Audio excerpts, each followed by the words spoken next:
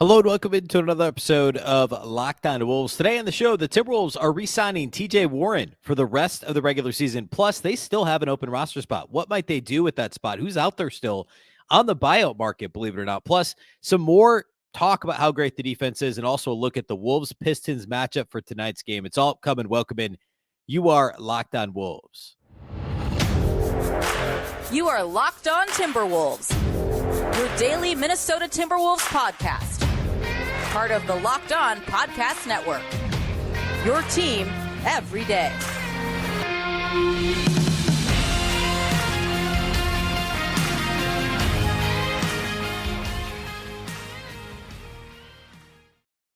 Hello and welcome to the Locked On Wolves podcast, part of the Locked On Podcast Network, your team every day. My name is Ben Beecken. I'm the host of Locked On Wolves. Happy Wednesday, everybody. Happy Hump Day.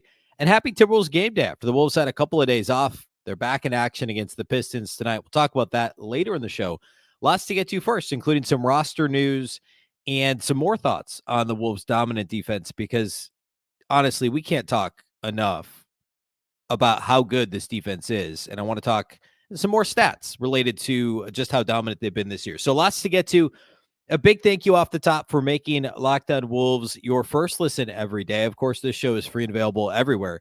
That includes YouTube as well as all of your favorite audio platforms. You can also watch on the Locked On Sports Minnesota app on both Roku and Amazon Fire TV. And you can follow on X at Locked On T-Wolves and also at Beecken with two B's, two E's, CKEN.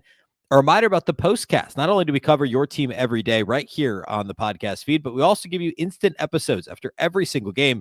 Check out the Locked On Wolves postcast right here on the Locked On Wolves podcast feed. You can also catch it live streaming on the Locked On Sports Minnesota YouTube channel right after Wolves-Pistons tonight. Get rapid reaction to all the biggest moments with the Locked On Wolves postcast. You'll have Luke Inman and Tyler Metcalf tonight.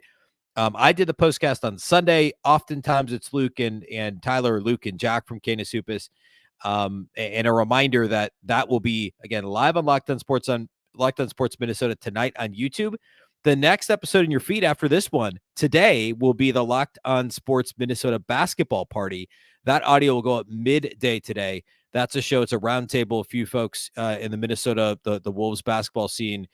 Reggie Wilson from Care 11, Jack Borman, editor-in-chief of Canis Hoopus, Ron Johnson, the Ron Johnson Show. Usually yours truly is on that show. I'm not on today's episode, but tune in to that later on today in the audio feed as well. All right. Let's get into it. So I want to talk first about the TJ Warren stuff. So it was announced, or actually the Wolves, I don't know that the team's actually announced it as of this recording, but The Athletic, John Krasinski and Shams Charania reported the Wolves are signing TJ Warren for the rest of the season as his second 10-day contract expired. He's not in the rotation anymore. However, the NBA rules stipulate, we talked about this a little bit previously, but a team must have 14 players on the roster. You can't go more than, I think it's a total of 3 weeks for the season and 2 weeks at a time, or maybe it's 4 weeks for the season and 2 weeks at a time without having at least 14 players under contract. So the Wolves, basically after the deadline, they waited until they had to sign someone. They signed Justin Jackson at the time and then ended up letting him go. He appeared in, I think, 2 games and then brought on TJ Warren. They still have an open roster spot, and the rules state the Wolves have to fill it by the last day of the regular season. Now, let's first talk about TJ Warren. I think it makes a ton of sense. You had to keep somebody. He fills a potential depth role for a couple of reasons. Number one, positionally, right? Like, I mean, he effectively is a Taurean Prince-esque type player in that he is probably best cast as a small ball 4, but can also play the 3 at this stage in his career. He's not an outstanding defender, but he provides you some size, some length. In theory, the ability to hit an open shot, although in a Timberwolves uniform, TJ Warren is just 2 of 11 from deep. But, you know, he can give you team defense. He can give you a little bit of scoring off the dribble if you need him to, which, you know, if you do, you're kind of in a bad way, which the Wolves were on this last homestand, right? Like, he played legit rotation minutes for what, 2-3 games or something like that, where they really leaned on him to provide something. Overall, he hasn't looked super impressive in a Wolves uniform, but again, it's the ability to fill that role positionally and from a depth perspective. And then also there's the intangible stuff. And, you know, I occasionally will kind of poke fun at the idea of having the veteran presence, et cetera. But it's a real thing when you talk about a team that has this interesting mix of guys, right? It's not, the talking heads nationally like to talk about the Wolves as a young team, and that's just because their, best player and budding star is young. He's 22, right? But Cat's not young anymore. Rudy's not young. Mike Conley certainly isn't young. Jade McDaniels, I guess you would still say, the same, effectively the same age year as Anthony Edwards. The bench at this point is a mix. Like, I guess Nas still, right? Like, they're not as much young as they are inexperienced when it comes to the playoffs. But even still, virtually everyone on this roster played in the playoffs last year, and most of them have played in the playoffs the last couple of years. And obviously, Conley and Gobert have been there a bunch. Now, nobody, I don't think, has been beyond the second round of the playoffs that's on this current roster. I don't believe Conley ever got there with Memphis. I'm not sure that team ever got to the conference finals. But, at least in terms of that, and Gobert obviously much talked about his Utah Jazz teams never got past the second round. So, yeah, it's inexperienced in terms of playoffs. And TJ Warren gives you that, like, hey, I've won a ring before, right? Like, I was on the roster that, that Suns roster, where I was on, he played for other teams that have advanced deep into the playoffs before. So he brings that element to the team. And actually, you know what? He wasn't on that Suns team. I'm mixing up my years here, but he's played in the playoffs 3 different times, right? He did go deep into the playoffs last year. I guess second round before the Suns. He was on the Suns team that lost to the Nuggets. He did have 2 stints with the Suns, but did not get to the finals because that was when he was Pacers, Brooklyn, injured in between. So I'm mixing my years.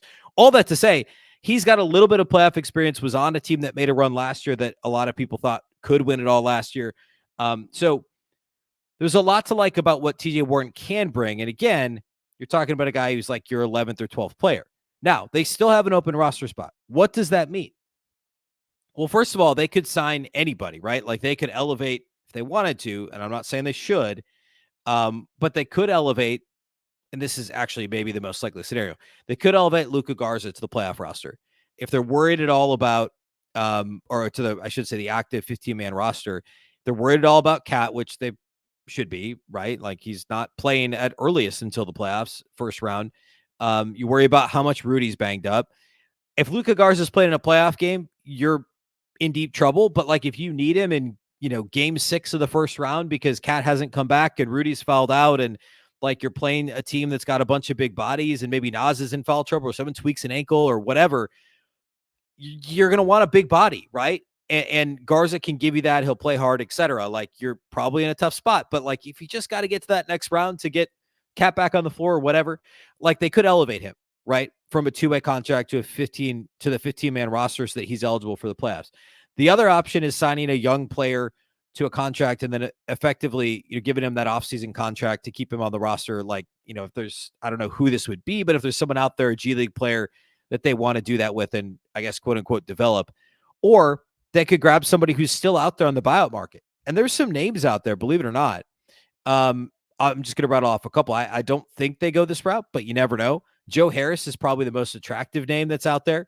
One of the best 3-point shooters in the league, led the league in shooting a couple of years, or 2 out of 3 years, the 18-19 season and the 2021 season, both in Brooklyn. He shot north of 47% from 3.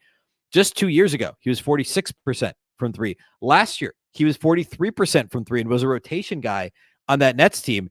He was in Detroit this year and only got into 16 games, so very limited action. So for his career, he's just a shade under 44%, and he hasn't been worse than 42%, not counting this year, in the last 5 seasons. So, or 6 seasons, actually. So all that to say, if you just want some shooting depth, like, he's not going to do anything else for you, right? Like, Joe Harris isn't playing defense. There's a reason he's not on a team right now, right? You could say that about all these guys. So Joe Harris is maybe the most attractive one. Danny Green, although, at this stage, like, what's Danny Green done? He played in two games this year for Philly. He played in 11 total games last year between Memphis and Cleveland. He hasn't played rotation minutes in 2 full seasons since the spring of 22 with the Sixers. And he's maybe more of the leaning guard version of TJ Warren, right? He's essentially a 3 that can play the 2 or a 2 that can play the 3 versus Warren, who's more of a 3/4. I don't think Danny Green's probably a fit, but he's an option. Kevin Knox if you want somebody who's just a scorer and in theory a shooter, although that hasn't always worked out for Kevin Knox, career he's 34% from three, but the theory was always, hey, he could be a 6-man type guy. That's never been the case. The Wolves aren't going to do that, but he's a name at least that you could look at if you're looking at someone who might still have some upside. He's only 24 years old. There's not a whole look. Robin Lopez is out there. Remember, after he was traded from the Bucks, he sat courtside Wolves Bucks and was reading a book. He's still a free agent. If you are worried and need some size there, he's really the only true big that would be an option for the Wolves. So I tend to think the most likely scenario is the promoting of Luka Garza to a full contract. But you never know. So stay tuned to that. They have until the last day of the regular season. So 2.5 weeks or so in order to make that decision. So keep an eye on the rumor mill related to that. All right, let's move on to talk a little more about the Wolves defense. And then we'll look at the preview of Wolves-Pistons. We got all that coming up here next.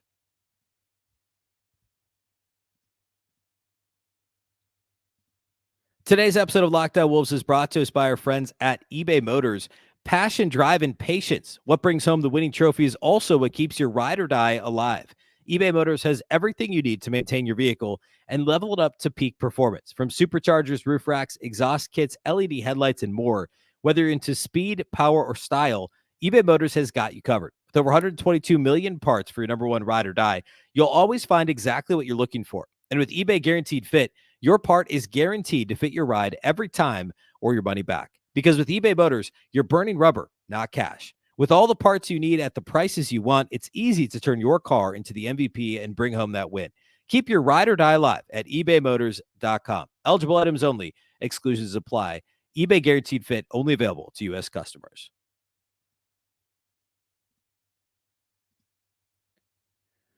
Are you watching Fox Sports or ESPN on your TV all day and have to turn down the volume with all the shouting? Well, make the switch to Locked On Sports Today, a free 24/7 sports streaming channel program for you every day to bring you the biggest stories without all the screaming. Locked On Sports Today brings you can't-miss analysis, opinions, and news streaming 24/7 on YouTube or the free Amazon Fire TV channels app, part of the Locked On Podcast Network, your team every day. All right, on Tuesday show, we talked about the Timberwolves defense and how dominant it's been this year. And I posted something on X late, following up on the show from Tuesday. Late on Tuesday, I posted something on X about reiterating this, that the Wolves currently, and this is still the case through play on Monday. So entering play on Tuesday of this week, the Wolves have a 2.9 point per 100 possession lead over the second best defense in the league. Okay. So second best, or they have the best defensive rating. The next best defense is 2.9 points per 100 possessions behind them, which is Orlando currently. Only one other time in the last 20 years has there been a team with a greater gap between where the Wolves are currently and the second best defense in the league, and that was the San Antonio Spurs 2015-16. Okay, so 8 years ago. And only two other times in the past 20 years has a team had a greater than 2-point advantage over the second best defense. That was Milwaukee in the 1920 season, the Boston Celtics in 07-08. Of course, the Kevin Garnett, anything is possible championship team with Garnett as the defensive player of the year, that whole thing. So, one of the best defenses, given the league context over the past 2 decades. It's just a fact. That's what we're looking at. But they're not just beating up on the bad teams. On Cleaning the Glass, you can sort by rank of opponent. And right now, the Timberwolves have this part isn't surprising, but they have the best defense against top 10 offensive opponents in the entire league. They've played 24 times they played against the top 10 offense. And I mentioned this the other day. They still have 5 games left against top 10 offenses, 2 against Denver, I think 2 against Phoenix, and 1 against Atlanta. So as of right now, those teams are in the top 5 in offense. So there's still 5 more to go, but the Wolves are 14-10 against teams with top 10 offenses. And they have the league's best defensive rating against those teams. They have a 112 points per 100 possessions allowed, which is a full point better than Cleveland, number 2, which is a significant spread when you're talking about facing the best offenses league-wide. As you might expect, this is going to be the case if you go all the way through. You go top 10, middle 10, bottom 10. Timberwolves have the second best defense against the middle 10, second to the Knicks, with a healthy lead over the third place Boston Celtics against the middle 10 offensive ranks, which is silly, but it also goes along with the Wolves playing to their competition, right? Now, the Wolves defense has been so good this year that they've been completely and utterly dominant against the bottom 10 teams. They have the best defense in the league by 2 full points against the bottom 10 teams. So the best defense by 1 point against the top 10, second best defense against the middle 10, the best defense by 2 full points per 100 possessions against the bottom 10 opposing offenses. And by the way, the Wolves are 19-4 this year against teams that have a bottom 10 offense, which we'll get a little bit more on that when we talk Pistons here in the next segment. So what's the takeaway here? It's that the Wolves they're not doing this against, and also, by the way, the Wolves aren't in a bad division either, right? Like, I mean, you're talking about a division that has the top 3 seeds in the Western Conference and another team that still hasn't been eliminated, right? Every other division except, well, I take that back.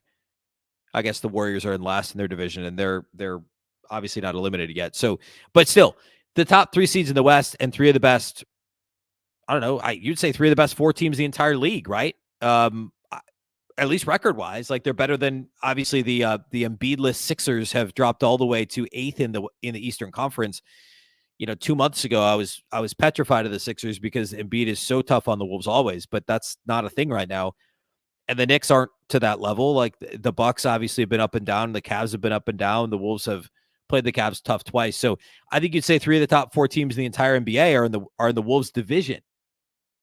So it's not like the Wolves are doing this against cupcake teams. And then on top of that, another bigger picture thing. We're now talking, 2.5 weeks that the Wolves have not had Karl-Anthony Towns at their disposal, and they're still 3rd in the entire league in net rating. And it's not like they've got a 2.1 point lead over Denver, who's 4th in the entire league in net rating, according to Cleaning the Glass. And the Wolves are only 0.2 behind Oklahoma City. Boston is number 1 by a wide margin, but the Wolves are on the heels of OKC, and standing wise, they're also only a game behind OKC. Now the Thunder won on Wednesday. They beat New Orleans barely. They beat them by 7. But the Wolves still have a real shot at number 2 in the West and number 2 in net rating league wide behind Boston. Denver is at number 1 in the West, but that net rating, now they've been playing well too. And maybe another day we'll compare the remaining schedules for these teams. We looked at OKC's briefly yesterday's show on Tuesday's show, and they've got a really tough upcoming schedule. It's actually not that much easier for Denver. I mean, they've got Phoenix, Minnesota, Cleveland are their next 3. Then they get the Spurs. Then they have to go to LA to play the Clippers. They have at Utah. They've got another Wolves game, and then they close with at Spurs, at Grizzlies. So I would say of those 3 teams, the Thunder have the toughest schedule. The Wolves and Nuggets are probably about similar. In terms of back-to-backs, the Wolves have 1 back-to-back left. Denver has 1 back-to-back left. I believe OKC also has 1 left. So all that to say, this division is incredibly difficult, and the Wolves have not had an easy go of it. Early in the season, the schedule might have been easier in terms of rest, but they played a tough schedule early on in terms of opponents. And now down the stretch here, it's a bit of a mix. We talked about this yesterday, but some really tough top-tier competition like Denver, I guess mostly Denver, but then also having to face Phoenix. And then you got some bottom-tier stuff like Washington and Detroit on Wednesday, and Atlanta's in there and some teams like that. So, all right, let's look at this Pistons matchup. The Wolves have not seen Detroit in a couple of months, and it was a bit touch and go when the Wolves were in Detroit. So now they get them at home. We'll talk about that matchup here next. Today's episode of Locked On Wolves is brought to us by our friends at Amazon Fire TV. And we talk about Amazon Fire TV all the time because you can get the Locked On Sports Minnesota app over there. I use Fire TV all the time. Fire TV is your destination for sports, from live games to highlights to in-depth analysis. Fire TV offers amazing viewing experiences with smart TVs, as well as the Fire TV stick you can plug into your existing TV that provides access to millions of movies and TV episodes, as well as free and live TV. Whether it's opening weekend for baseball or the college basketball tournament, you're going to want to have a Fire TV. We actually have both at our house. I do have a Fire TV. I also have a couple of TVs with Fire TV sticks in them that were not smart TVs originally, or a different interface that I don't like as much, and I've used the Amazon Fire TV stick instead. Fire TV recently created Fire TV channels to deliver a constant supply of the latest videos from your favorite sports brands, all for free. That includes all of us at Locked On and most of the big pro leagues and college conferences as well. Fire TV channels lets you dive into all the game analysis, highlights, and more to keep up to date on all the latest in the world of sports, including college basketball, the NBA, MLB, and lots more. Not to mention great news, entertainment, gaming, travel, and cooking videos, and more. Check out Fire TV channels on Fire TV and Alexa devices. If you haven't checked out Fire TV channels, you should. Trust me. To learn more, visit amazon.com/LockedOnFireTV. Today's episode is also brought to us by our friends at Nissan. Are you the kind of driver that likes to push things a little further? Ever wonder what adventure might be around the next corner? Our friends at Nissan have a lineup of SUVs with the capabilities to take your adventure to the next level. The 2024 Nissan Rogue is perfect for city drives and great escapes. Class-exclusive Google built-in is your always updating assistant to call on for almost anything. Gone are the days of connecting your phone. Google Assistant, Google Maps, and Google Play Store are built right into the 12.3-inch HD touchscreen infotainment system. The 2024 Rogue is the perfect midsize crossover for your next adventure. Nissan's incredible lineup also includes the 2024 Nissan Pathfinder. It has room for up to 8, an expansive cargo capacity, and advanced available 4x4 capability. With 284 horsepower up to 6,000 pounds towing. When adventure calls, the Pathfinder is there to answer. Take the Nissan Rogue, the Nissan Pathfinder, or the Nissan Armada and go find your next big adventure. Shop NissanUSA.com.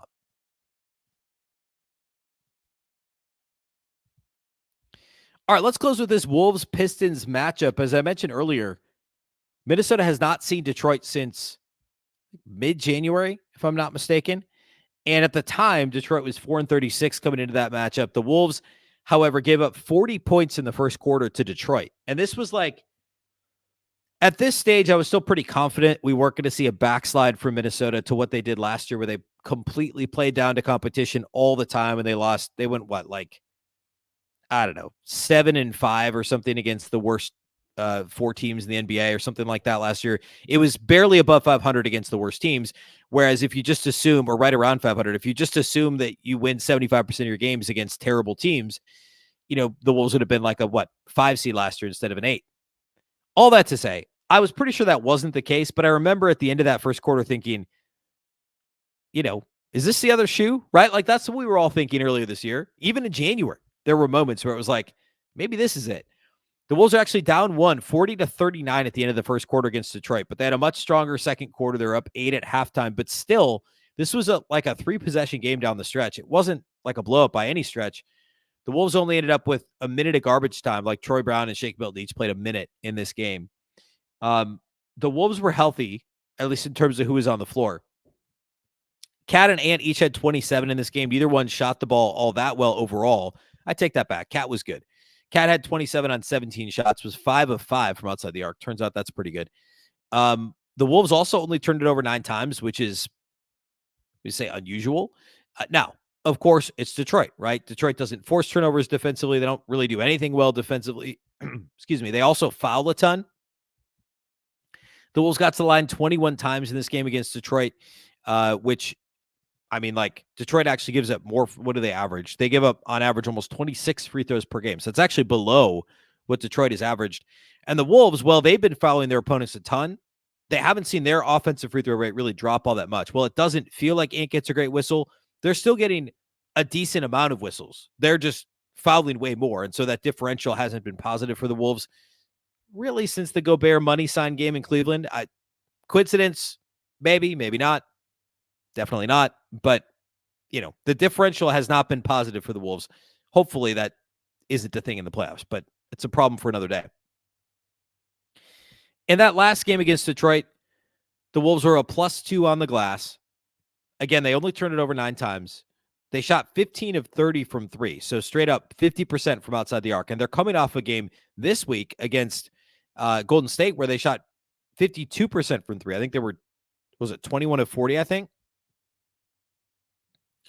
Also in this game against Detroit, the Wolves are a +14 points in the paint, which is an area that they're going to need to dominate. Detroit looks a little different now post-trade deadline, but Remember, the last time they faced them was actually right after they'd made that trade in January, the Gallinari trade. And so the Pistons were a bit in flux at that point in time. They're a bit, obviously, more stable now, but the roster looks a little bit different. Killian Hayes started in that game. He's obviously been bought out. Kevin Knox is a player I just talked about. He was on the Pistons at that point in time. Joe Harris was on the Pistons too. These guys have all been bought out, right? They're all out there on the free agency market, and were on the Pistons at the time. So it's not the same Pistons team for the season, which again is only a little bit helpful because they've had 30 guys suit up and play a game for them this year. That's right. 30 players have put on a Pistons jersey and appeared in an NBA game this season. The team is not the same. And also, they've got a long injury list, too. I mean, like Taj Gibson is on this team now. He's only appeared in one game since signing there. Cade Cunningham's been in and out of the lineup. He did not play in the last game the Wolves played against the Pistons. So it's really hard to say exactly what we're going to see. But for the season, for whatever it's worth, the Pistons have according to Basketball Reference, the fourth worst defense and fifth worst offense in the league. Their net rating is 28th out of 30. They've only won 12 games, but their Pythagorean win total is actually 18. So they've been fairly unlucky in some close games. But they do turn it over more than any team in the league offensively, and they are 27th in defensive turnover rate. So they lose the turnover battle virtually every night, just like they did last time out against the Wolves. They lost it 12-9. They also foul a ton. They're dead last in opponent free throw attempts. As I said earlier, nearly 26 free throw attempts per game is what they're allowing their opponents. The Pistons also like to play fast. They're top 10 in pace. I mentioned this on Tuesday's show. Overall, I think the Wolves should be playing fast without Karl-Anthony Towns. They should be shooting a lot of threes, play a higher variance offensive game. They don't have to do that and probably shouldn't try to do that against the Pistons. Even if Chris Fitch is trying to, cement some habits for this team, like you don't want to be in a game with too many possessions against a team that has nothing to lose, that has young players, that, like you never know, right? Like you don't want to put yourself in that spot against the Pistons. I would much rather the Wolves just kind of play their game normally, let Ant do his thing in the half court, get Rudy involved. Hopefully you get a nice role player performance from a Jaden McDaniels or, I don't know, whoever else, Mike Conley, Nas. I think this could be a big Nas game. I just would caution against the Wolves getting into a track meet with Detroit. Against some of these other teams that they're going to play, maybe. But maybe not against Detroit. Last time out for the Pistons, they lost to the Knicks by 25. Troy Brown Jr., by the way, is starting right now for the Pistons. And the Shake Milton, by the way, was bought out by the Pistons and plays for the Knicks. So this last game was a former Timberwolves bowl between Shake Milton and Troy Brown Jr. Shake's barely playing off the bench for the Knicks. But Troy Brown's been starting for the Pistons. Jaden Ivey, is going to be their high usage guy offensively. James Wiseman, Evan Fournier off the bench for them. So, yeah, I mean, we'll see about Cunningham playing. It seems unlikely. He's been kind of questionable on and off. So I kind of doubt he's going to suit up. I believe he's listed as questionable for this game. So obviously the Wolves should come out with a win. They need to be careful to not have too many possessions. They should get to the line a bunch in this game. They should be able to, launch a bunch of threes and shouldn't have any problem with the Pistons at home. The Wolves, by the way, are favored by 14 points with our friends at FanDuel. So 14-point favorites, which is very aggressive. And I would not take that bet. But the Wolves should win this game. The money line is minus 1150 for Minnesota in this game. So should be a win. Should be a win. All right, as I mentioned earlier, the live postcast will be on Locked On Sports Minnesota on YouTube immediately following Wolves Pistons. Luke and Tyler will have that for you. The next episode in your feed, either right now or shortly on the Locked On Wolves audio feed, will be the Minnesota basketball party, which we're recording Wednesday morning. So lots of content here in the next 24 hours, and then I'll be back on Thursday with the regular post-game pod following Wolves Pistons as well. So lots for you here after the Wolves have had the last couple of days off. A big thank you for making Locked On Wolves your first listen every day. Of course, this show is free and available everywhere. That includes YouTube as well as all of your favorite audio platforms. You can also watch on the Locked On Sports Minnesota app on both Roku and Amazon Fire TV. And you can follow on X at Locked On T Wolves and also at Beecken with 2 B's, 2 E's, CKEN. A reminder that Locked On has launched the first ever national sports 24/7 streaming channel on YouTube. It's also available on Amazon Fire TV and the free Fire TV channels app.